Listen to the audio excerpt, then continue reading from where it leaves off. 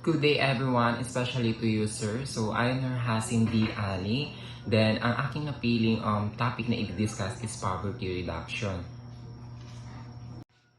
Ang poverty reduction is tumutukoy siya sa mga programs, mga strategies, ways, or steps para ma-lessen or tuluyan ng maalis yung poverty sa isang country or community. So example po ng poverty reduction is job creation or yung mga job hiring. So 'di ba kapag may trabaho ang mga tao, siyempre may kita sila para sa daily needs nila.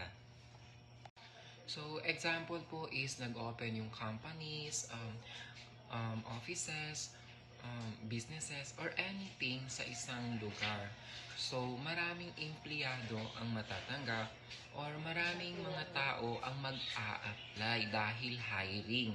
Then, by that po, maraming pamilya ang magkakaroon ng income.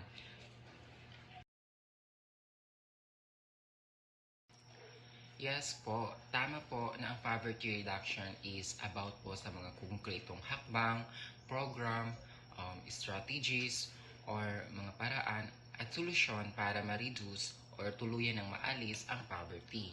But hindi lang po ito pagbibigay ng tulong, kundi pagbibigay din po ng mga opportunities para umangat ang buhay ng mga tao at magkaroon ng mas maayos ang community.